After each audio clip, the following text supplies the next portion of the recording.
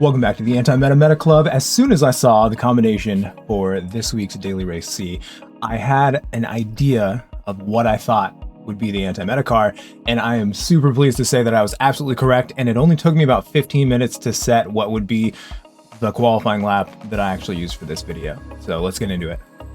Our anti-meta car of the week is the Lexus SC430. All of the modern Group 2 cars are pretty similar in performance, but they kind of just get stuck in dirty air. The extreme power of this car allows you to pass in the straights, and it's just nimble enough to hold off one of the more modern cars in the twisties. I was able to get on just about 3 hours after the combination had dropped, and so I was able to put this thing in the top 10, so you can actually go and download the replay and watch it yourself. But as of the recording of this, which was Monday night, it was still in 62nd, I believe. Currently, it's in the mid to low 100s, and it is still the fastest SC430 time that was set. This car is a lot faster than the NSX on the straight, but it can also brake and turn in almost as well. Look for the meter boards on the left, and right before the 50, we're going to turn in. Halfway on the road between the 50 and this curbing right here, that's when you're going to brake. You don't want to use 100% brakes, you just want to slow down the car enough that it doesn't go off track. Use this curbing on the left to note when you should be downshifting to third, and then back down to second as well.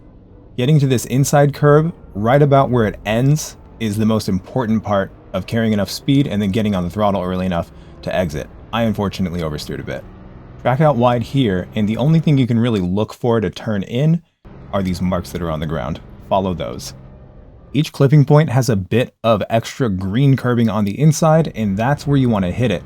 The name of the game for almost all of these is late apex. The biggest mistake I see on this right-hander is people hitting it too early, and people who try to go all the way wide in this little sector usually lose way too much time. You want to stay pretty much through the middle, keep up your speed, and make sure that you're hitting those apexes late. This right-hander crests just a little bit, so it's really easy to lose the front tires, and it is a double apex corner. I unfortunately missed the second one, which actually completely screws up your entry for this next left-hander, but I was still able to keep up a good amount of speed. This left-hander, known as Dunlop curve, is where I see most people lose a lot of their time, as well as go off in races. I like to look for the curbing on the outside, as well as this little break in the bleachers way in the distance. Aiming for those when you get on the throttle is a good, safe spot. But if you do it too early or too quickly, you can go off here, and it's almost impossible to recover if you have two tires in the grass there. Entering the two Degner curves, we're going to look for the 50 meter board, turn in, and use the brakes just enough that we can get only the right tires onto the curb here, making sure we're turning in the entire time. Wait for the car to settle to get back on the throttle. Immediately angle your car so your left tires don't touch the grass under braking, and brake about 10 meters before the end of the left curb. Dip down to second gear right before you turn in and use a lot of this inside curbing. You want to get on the throttle in third gear as quickly as you can, and if you track out using this little excess runoff on the left, that's totally fine, as long as all four tires don't go off. Position yourself tight on the exit of this curb and brake right as you get to the end of it. Brake in a perfectly straight line, getting all the way down to first gear, and waiting to turn in until you get to this soft barrier on the right. Notice I'm still braking at 100% using Gran Turismo's Magic ABS, and then I'm going to lift off sharply as I turn in once I've sensed that I've bled off enough speed. It is infinitely better to miss the apex than it is to hit it early on a hairpin like this, because the most important thing when coming from a really slow corner like that is getting on full throttle as soon as you possibly can. Try to minimize steering through this, holding one consistent angle, and don't go super wide. Entering Spoon, we're going to look for this access road right before the 50 meter board. Turn in at the 50 meter board, and then get down to third gear right before you get to the curbing on the inside. Once you hit the apex, gently squeeze on the throttle, pushing yourself all the way wide on exit. Maintaining the same steering angle, right before you get to the end of this curb, we're going to downshift to second, slow down just enough that we can come off the brakes, turn in, and hit this apex right here on the inside. You'll really have to fight to find the traction, but be patient, get up to third gear, and then fully on the throttle, making sure you don't spin the rear tires. Take a second to take a deep breath, because now we're going to hit one of the hardest corners. It's especially hard in the race itself, but it's hard in general. Look for the meter boards that are up on the fence to the right, and right before you get to the 50, that's when we're going to turn in. As we turn in, we're going to lift just enough to help tuck the nose in, and we're going to get back on the throttle. I'm really trying to use as much throttle as we can through there. Our braking point is this little bit of missing white paint that's on that stripe right there. A lot of people spin out and knock out the 100-meter board, but if you look a little bit more to the left, there's a permanent one that's on the wall. Brake as hard as you can, downshifting all the way down to second gear, and then you want to turn in right before you get to this road. Continue braking as you get down to first gear, use as much of this first curb as you possibly can, and prep yourself for a really good exit in second gear. Notice that I'm lifting off the throttle one more time as I turn left to avoid understeer and to make sure that I can stay on the line that I'm trying to stay on. Be gentle on the throttle until the car is settled, but it is safe to get fully on the throttle on the exit curbing.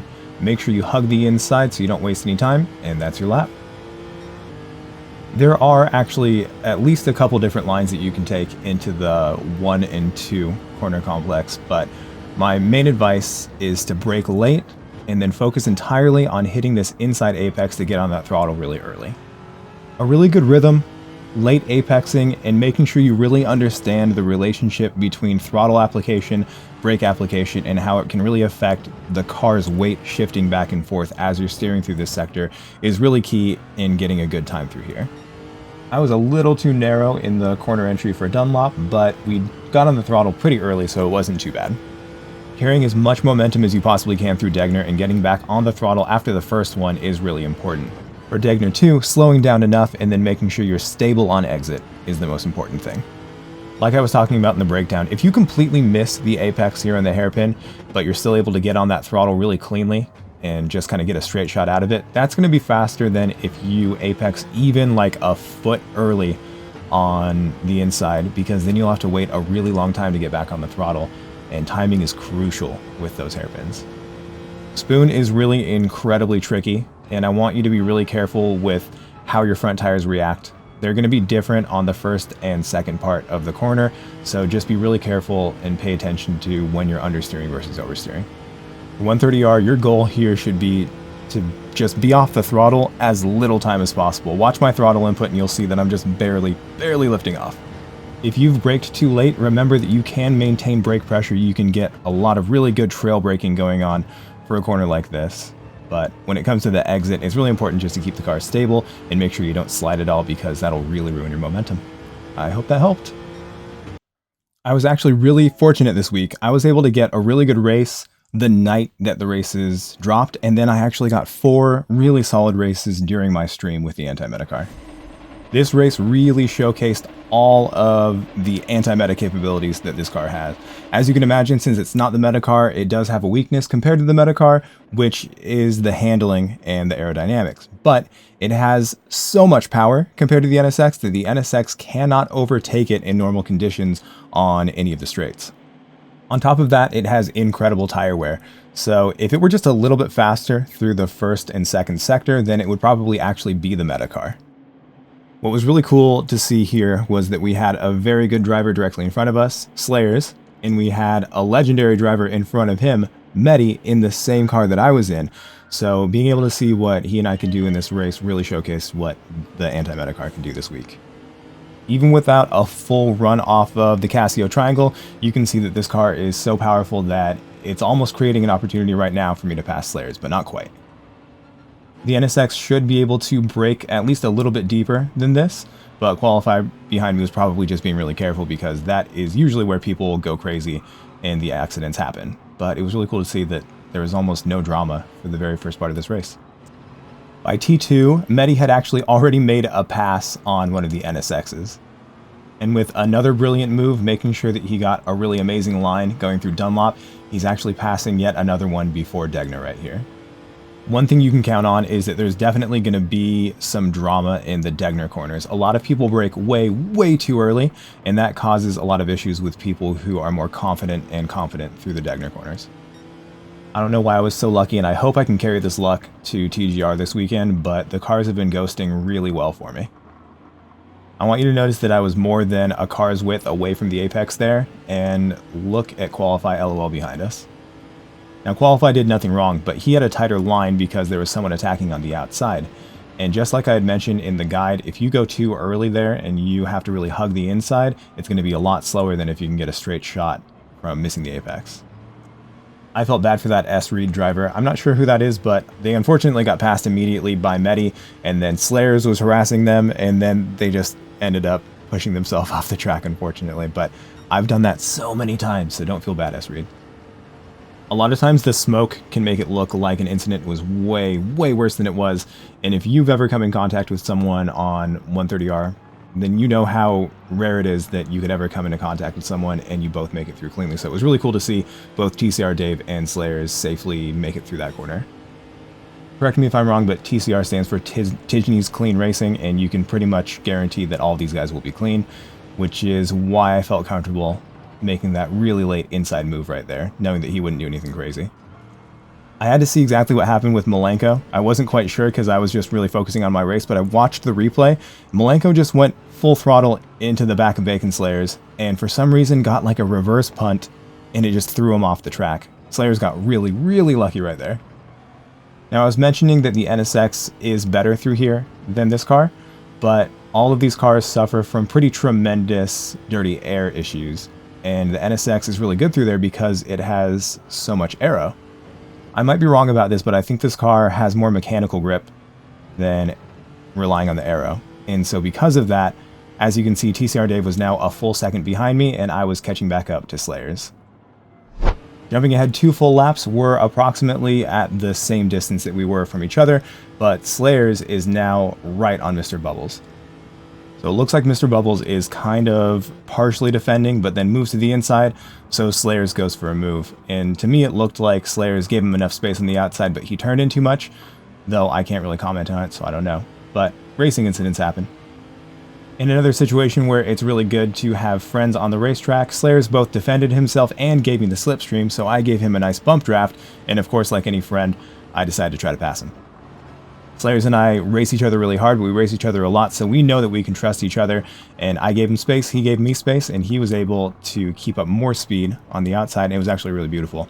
I immediately moved into the inside to defend, and then I was able to take off, and I didn't really have to worry about Mr. Bubbles anymore. I was, however, close enough to Slayers to make another move, and he wisely defended the inside.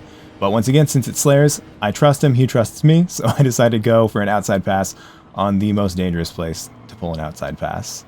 I tried to pull off the old switcheroo, but Slayers is a very good driver, and with the better handling capabilities of the NSX, he was really easily able to pull away from me. For the whole time that I've been chasing Slayers, Qualify LOL was chasing me, and because Slayers and I were fighting on 2 consecutive corners, Qualify got really close. It wasn't until lap 6 that we encountered anyone else. Qualify had unfortunately met with some kind of issue, and so he had lost a position and they were seconds back, and then unfortunately Mr. Plaka Plum ended up spinning on Spoon, and like I said before, everyone's been there. Plaka's a nice guy, so we never like seeing the people that we like go out there, but it's a rite of passage. Everyone's going to spin there at least one time per day, most likely when it comes to racing at Suzuka. And the biggest issue that the NSX had versus the SC430 was the power in a straight line. And when it's in the slipstream of another one, that's not quite an issue anymore, so there was absolutely nothing I could do in this situation to try to get ahead of Slayers. Now, since Buffalo Bill was also a competent driver, it wasn't until the hairpin of the next lap that Slayers was able to make even a single move on him. Now, this was perfect for me because that meant both of them were going to slow down because of them battling.